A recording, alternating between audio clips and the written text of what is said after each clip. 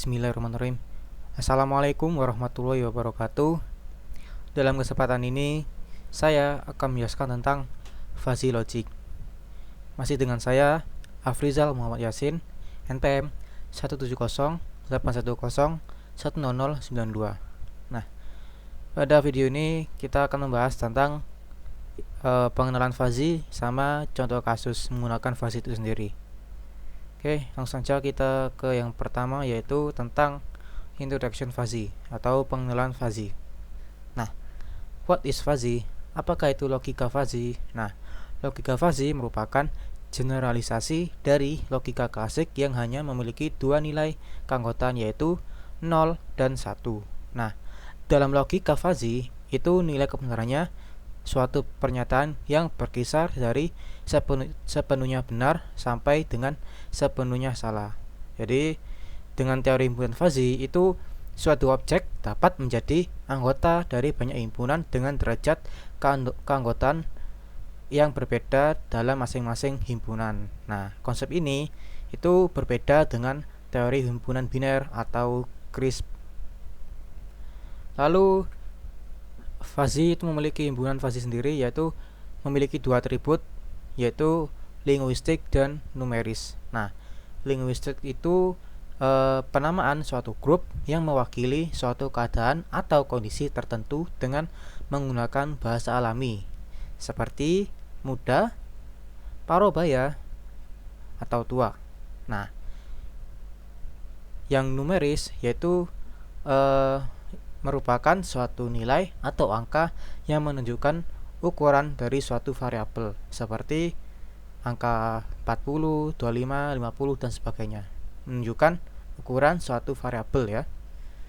Oke, dalam fuzzy itu memiliki istilah-istilah, yaitu yang pertama adalah variabel fuzzy, yang kedua adalah himpunan fuzzy, yang ketiga adalah semesta pembicaraan, yang keempat adalah domain. Nah, variabel fuzzy itu apa? Nah, variabel fuzzy itu merupakan variabel yang hendak dibahas dalam suatu sistem fuzzy. Contohnya nih, umur, temperatur, permintaan, persediaan, produksi, dan sebagainya. Lalu untuk himpunan fuzzy itu merupakan himpunan fuzzy merupakan suatu grup yang memiliki suatu kondisi atau keadaan tertentu dalam suatu variabel fuzzy. Misalkan X itu sama dengan umur. Nah, X tadi itu adalah variabel fuzzy, maka dapat didefinisikan himpunan muda, parubaya, dan tua. Itu merupakan variabel. Nah, lalu yang ketiga adalah semesta pembicaraan. Nah, semesta pembicaraan ini adalah keseluruhan nilai yang diperbolehkan untuk dioperasikan dalam suatu variabel fuzzy. Jadi nilai yang ada di semesta pembicaraan itu adalah diperbolehkan untuk dioperasikan dalam suatu variabel fuzzy. Nah, semesta pembicaraan itu merupakan himpunan bilangan real yang senantiasa naik atau bertambah secara monoton dari kiri ke kanan.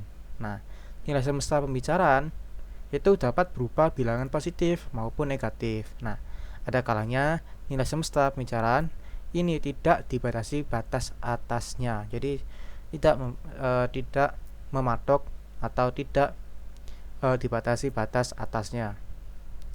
Lalu yang keempat adalah domain. Nah, domain himpunan fuzzy itu keseluruhan nilai yang diizinkan dalam semesta pembicaraan.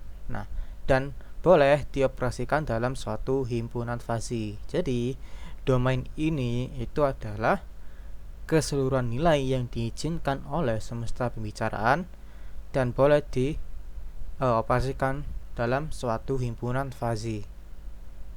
Nah, seperti halnya semesta pembicaraan, domain merupakan himpunan bilangan real yang senantiasa bisa naik secara monoton dari kiri ke kanan. Nilai domain dapat berupa bilangan positif maupun negatif. Nah, fuzzy juga memiliki fungsi keanggotaan. Nah, dalam himpunan fuzzy terdapat beberapa representasi dari fungsi keanggotaan. Salah satunya yaitu representasi linear. Pada representasi linear, pemetaan input ke derajat keanggotaannya digambarkan sebagai satu garis lurus. Nah, ada dua keadaan himpunan fasi yang linear, yaitu representasi linear naik dan representasi linear turun.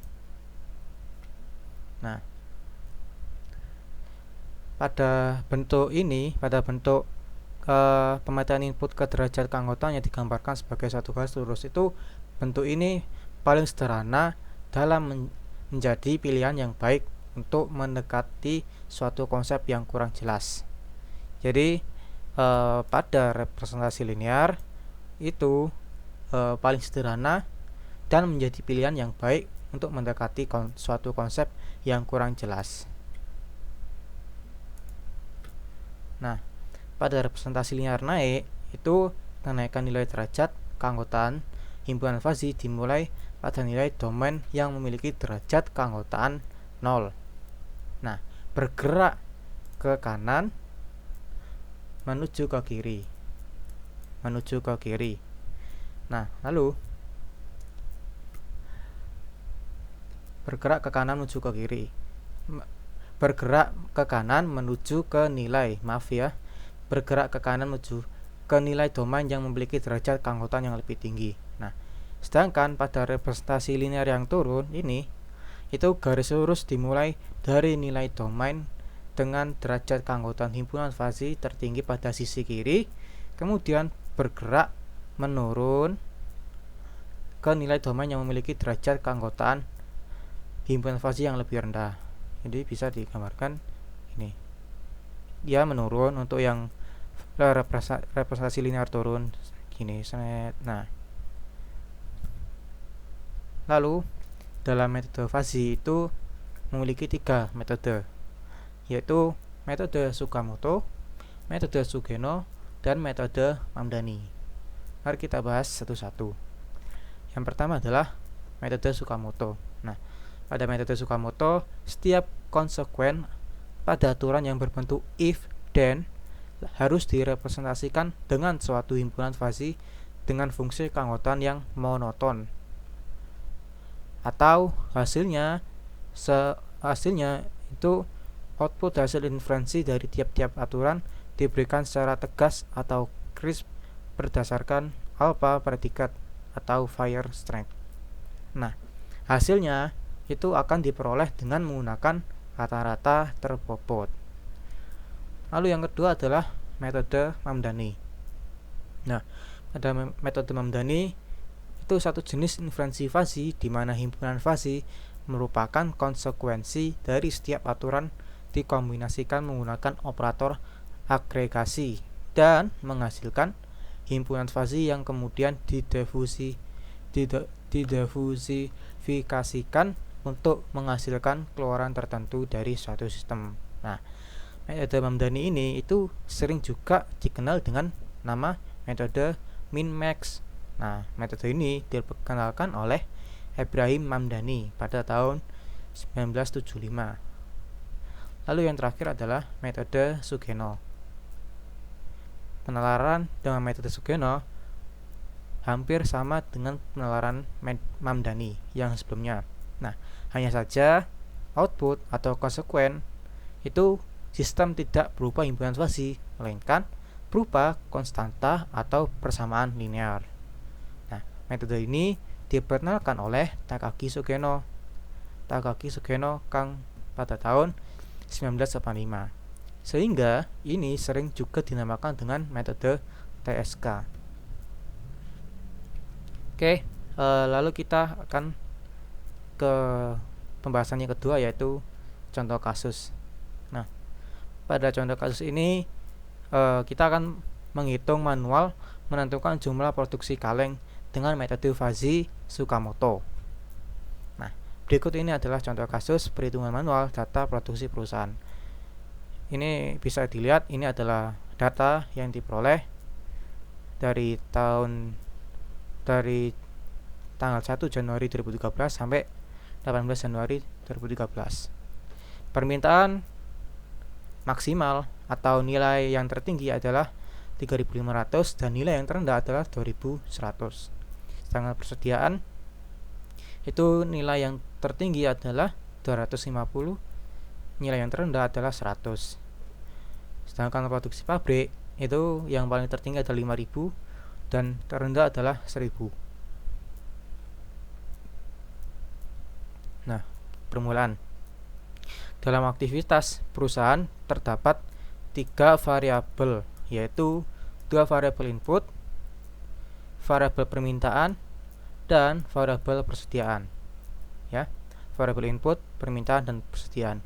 Sedangkan untuk output terdapat 1 variabel, yaitu produksi barang. Nah, variabel permintaan memiliki 2 nilai linguistik, yaitu naik dan turun. Variabel persediaan memiliki 2 nilai linguistik, yaitu banyak dan sedikit. Sedangkan variabel produksi memiliki 2 nilai linguistik, yaitu bertambah dan berkurang. Nah, di sini itu adalah yang tadi permintaan tertinggi adalah 3500 dan persediaan tertinggi adalah 250 produksi.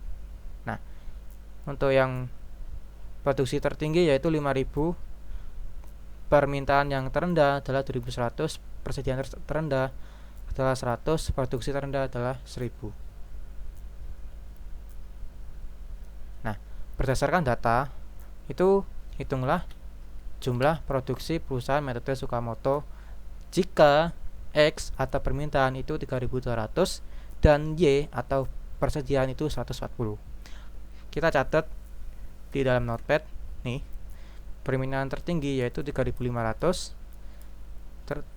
yang persediaan tertinggi itu 250, ya, terendah 1000 yang seperti tadi. Oke. Lalu kita bergeser ke mendefinisikan variabel. Nah, tadi kan variabel di variabel permintaan ada variabel turun dan naik, 2 himpunan fasi yaitu turun dan naik. Nah, fungsi keanggotaan himpunan fasi turun dan naik dengan rumus sebagai berikut. Nih, X max, lalu X, ini X kita dapatkan yang tadi ini 3200. Udah, lalu kita masukkan nilainya. Maka nih, X-nya 3200 dari mana? 3200 dari X jika permintaan X. Lalu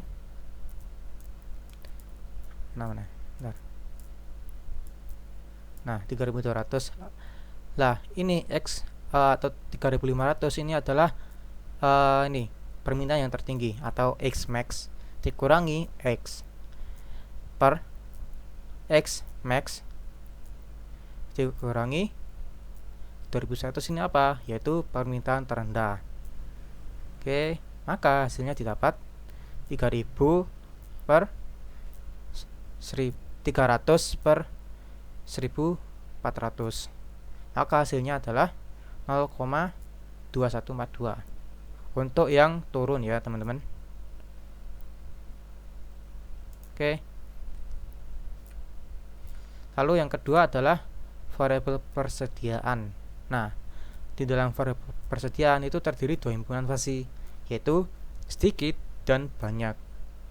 Fungsi keanggotaan fungsi sedikit dan banyak itu dirumuskan sebagai berikut. Nih, Y max min Y.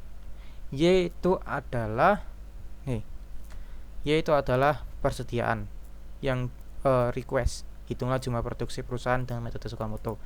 Lalu Y max yang tadi, lalu Y min nilai yang terendah. Oke, langsung saja. Oh ya, ini kelewatan. Nah, ini yang sedangkan yang ini tadi itu adalah yang turun, lalu yang ini adalah yang naik, teman-teman. Nih.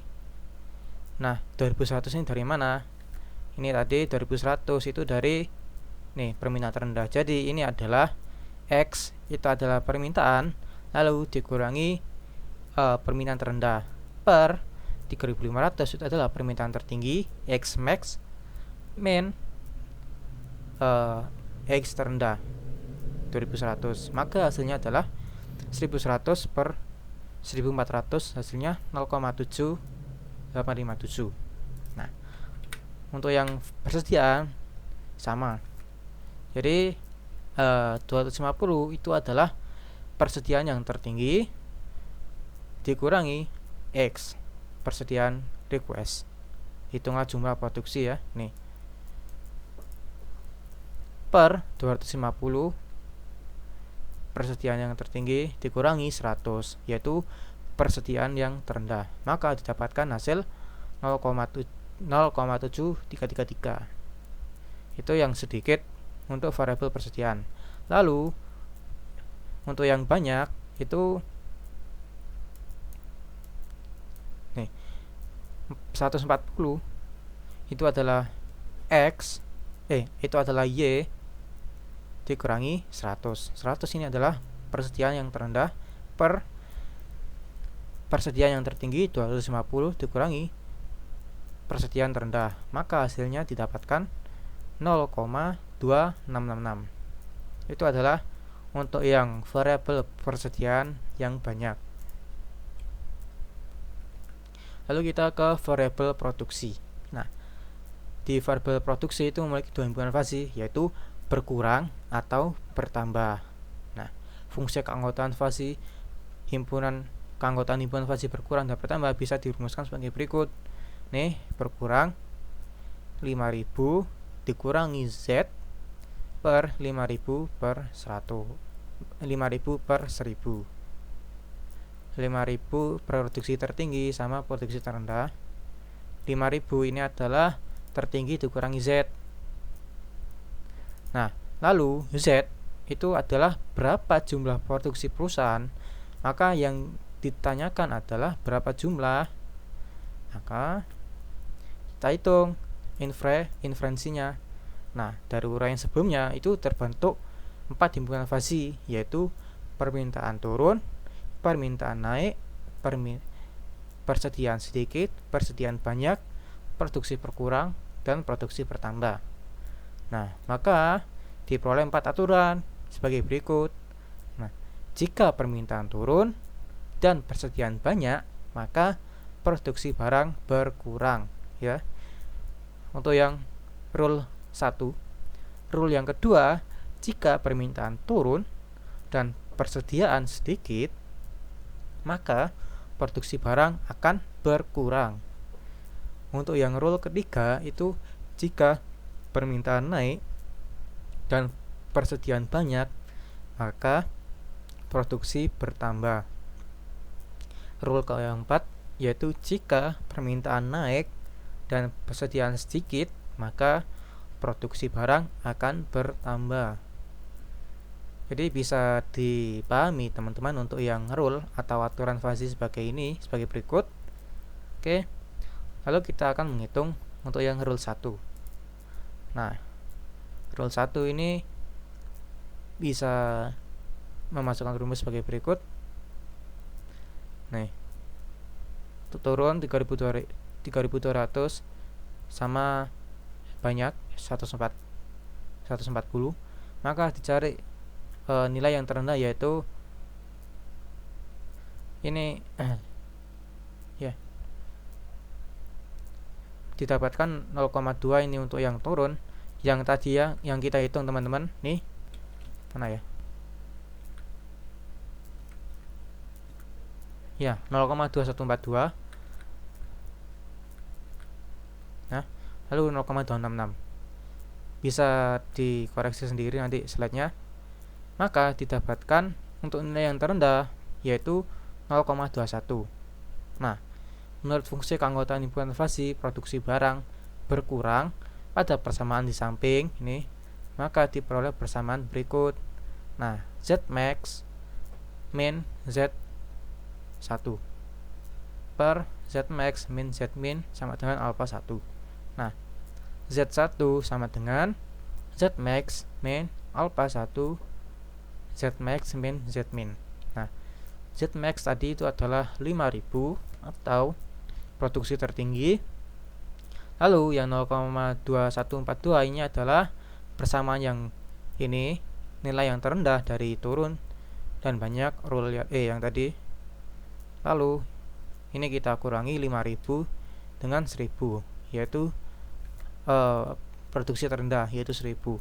Maka didapatkan hasilnya 4143. Lalu untuk yang rule kedua, sama seperti rule ke-1, kita masukkan yang ini untuk yang turun yaitu 3200, yang sedikit 140. Maka perhitungan yang di awal tadi itu 0, ini sama yang ini itu adalah untuk nilai yang terendah. Yang nilai yang terendah adalah 0,2142 ya. Terus kita masukkan ke persamaan berikut sama seperti penjelasan yang tadi ya. Maka hasilnya sama 4143 ya teman-teman. Oke. Lalu yang rule ketiga itu masukkan yang naik sama yang banyak. Lalu didapatkan dari nilai-nilai yang tadi yang kita hitung, didapatkan untuk nilai yang terendah adalah 0,266. Oke. Lalu kita masukkan ke dalam persamaan yang ini. Nah, ini beda rule. Oh ya, ini alpha 3. Dimana 3 ini adalah rule. Oke. Yang ini alpha 3 itu adalah hasil dari ini 0,266 dikali 5000 min 1000, produksi yang tertinggi sama produksi terendah ditambah produksi terendah, maka hasilnya adalah 2066,4. Lalu yang rule yang terakhir adalah kita masukkan yang nilai naik dan sedikit, maka didapatkan nilai yang terendah yaitu 0,733. Oke, kita masukkan ke persamaan berikut. Alpha 4 kita masukkan rule keempat 0,733 dikalikan 5000 plus 1000, produksi yang tertinggi kurangi produksi yang terendah ditambah produksi terendah, maka hasilnya didapatkan 3933,2. Nah, kita diversifikasi. Nah, pada metode Tsukamoto untuk menentukan output crisp digunakan diversifikasi rata-rata terpusat, yaitu ini tadi alpha 1 dikali Z1, dimana 0,2142 dikali 4142 ini dari mana? 2142 nih, 2142 didapatkan dari ini nih alpha 1, lalu dikalikan 4143 ya nih. 4142 lalu ditambah 0,2 ini typo 4143 tambah 0,2142 dikalikan 41,3 dan seterusnya, maka nih dihasilkan 3647,5284. Nah, oke, maka hasilnya 3000 ini hasilnya yaitu jadi jumlah barang diproduksi menurut metode Tsukamoto adalah 3647. Nah, jika dibulatkan menjadi 3648 kemasan yang diproduksi perusahaan tersebut, jika permintaannya 3200 dan persediaan 140. Nah, itulah sedikit cuplikan dari contoh kasus serta perhitungannya. Oke, cukup sekian dari presentasi saya. Mohon maaf apabila ada salah kata dalam mempresentasikan, baik sengaja maupun tidak disengaja. Juga mohon maaf apabila ada salah perhitungan, karena tadi terlihat juga ada kesalahan bagian diversifikasinya. Jadi mohon maaf apabila ada kesalahan. Saya juga lagi belajar. Terima kasih sudah melihat presentasi saya. Sekian, terima kasih. Semoga bermanfaat. Wassalamualaikum warahmatullahi wabarakatuh.